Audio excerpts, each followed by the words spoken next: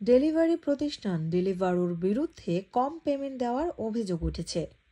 ইকোনমিতে কর্মরত শ্রমিকদের income cover করার জন্য নতুন ডিলের অংশ হিসেবে কোম্পানিটি এই বছরের শুরুতে মিনিমাম স্যালারি দেওয়ার প্রতিশ্রুতি দেয়। এতে প্রতি ঘন্টায় 12 পাউন্ড পেমেন্ট দেওয়ার কথা বলা হয়, কিন্তু এখন দেখা যাচ্ছে তারা ড্রাইভারদের মিনিমাম স্যালারির নিচে বেতন দিচ্ছে।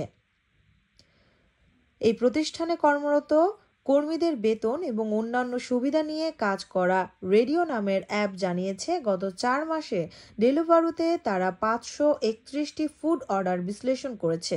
এতে দেখা গেছে মে মাসে 278টির ক্ষেত্রে ড্রাইভারকে প্রতিশ্রুতি অনুযায়ী ঘন্টায় 12 পাউন্ড অর্থ দেওয়া হয়নি। অথচ জিএমবি ইউনিয়নের সাথে ডেলিভারও প্রতি ঘন্টায় 12 পাউন্ড স্যালারি দিতে সম্মত হয়েছিল।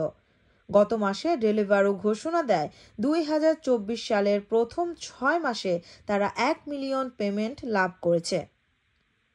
এমন অবস্থাতেও তাদের বিরুদ্ধে কম পেমেন্ট দেওয়ার অভিযোগ উঠেছে। ডেলিভারিতে এক্সিটর বেস্ট ড্রাইভার মার্টিন লুইস 2021 সাল থেকে কাজ করছেন। তিনি রেডিওকে তার ডেলিভারি রেকর্ড পরীক্ষা করার অনুরোধ জানিয়েছেন। তিনি বলেন, তার ধারণা ডেলিভারো কর্তৃপক্ষ ন্যায্য অর্থ দেয়নি। তারা 48% অর্ডারের মিনিমাম বেতনের নিচে পেমেন্ট করে থাকে, অর্থাৎ 48% মানুষ কম বেতন পাচ্ছে। তাদের মতো শ্রমজীবী মানুষের প্রতি বড় বড় কোম্পানিগুলোর এমন অবিচার মেনে নেওয়া কঠিন। 39 বছর বয়সী উইলস আরও বলেন, ডেলিভারোর অ্যালগরিদম সঠিকভাবে কাজ করে না। এতে ওয়েটিং টাইম, ট্রাফিক এবং গ্রাহকের জন্য অপেক্ষার টাইম কাউন্ট করা হয় না।